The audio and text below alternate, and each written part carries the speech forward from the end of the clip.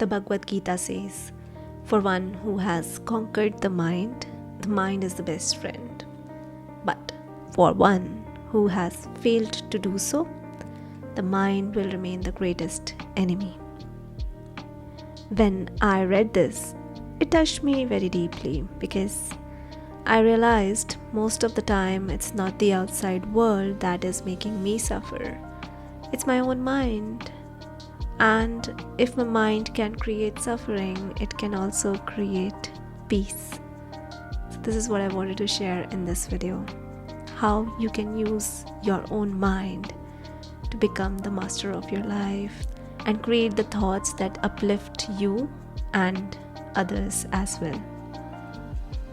These days, I've been practicing something very simple. Whenever I catch myself having a thought that makes me uneasy, maybe I'm feeling negative about something or someone, I take a pause because it makes me very much uncomfortable.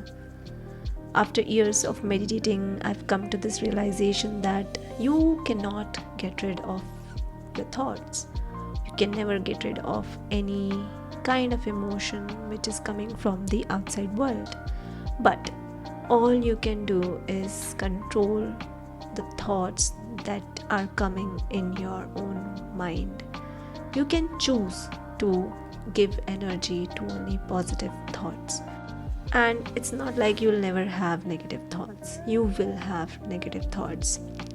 And if you can train your mind to just put more energy towards creating more positive thoughts for yourself as well as others, that means that now you are in charge of your own mind and not the outside world. And if I am having a negative feeling or a negative thought in that moment, I just switch my dialogue. That's all I do. I speak differently to myself. I don't scold myself. I do not argue with the thought. I just shift the dialogue very gently. And that is the key. And it's like a switch inside me that turns on. Suddenly, I feel lighter, calmer, more positive. Nothing outside me has changed, but inside, the whole world feels very different. And here is the miracle. When I shift inside, that energy flows out. People feel it, situations also respond to it, and very soon the positivity comes back to me, even from the outside world. Although my own peace does not depend much on the outside, but lately I've been noticing that if you are not creating positive thoughts by yourself, sooner or later you will start attracting energies from the outside world. So it's very important to keep your own vibrations very high so that the outside world do not impact you or brings your own energy down. So this small practice has given me a lot of strength, a lot of peace, and so much joy.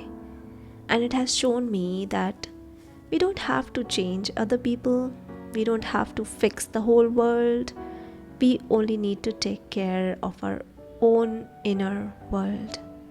Because when the inside changes, the outside naturally follows.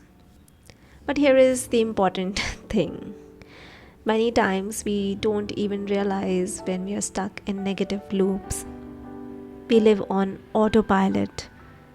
And a lot of people, only when they suffer from something extremely like overthinking, anxiety, or depression, they do not really check upon their own negative thoughts.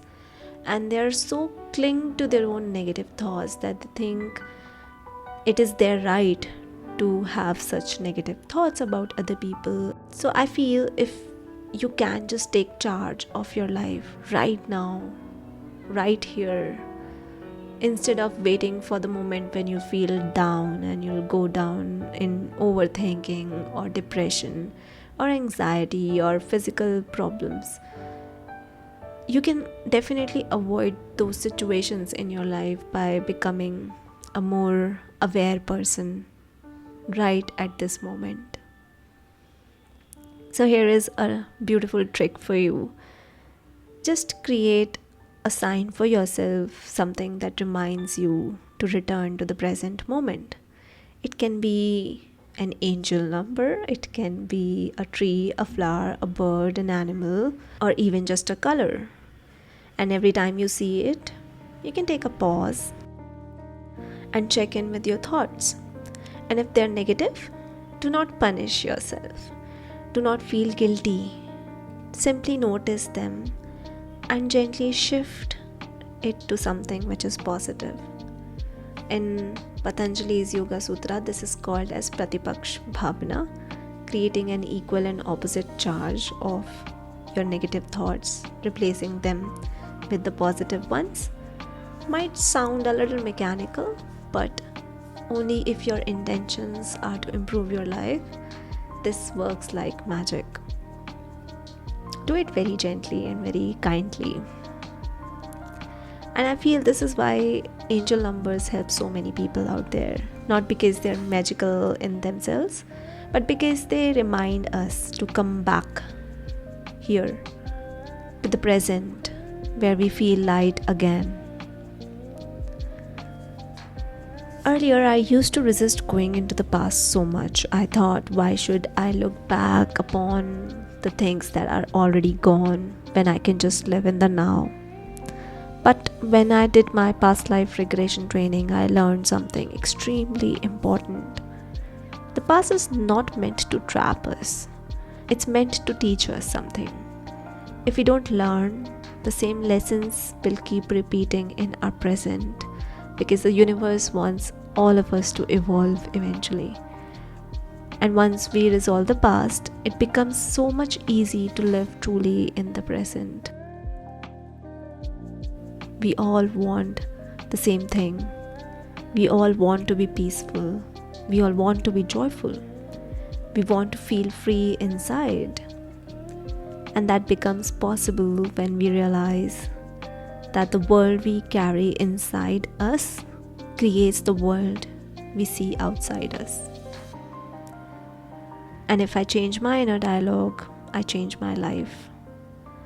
And when I live in peace, I share that peace with everyone around me. That's all I wanted to share today with all of you. Thank you so much for listening, and I'll see you in my next video.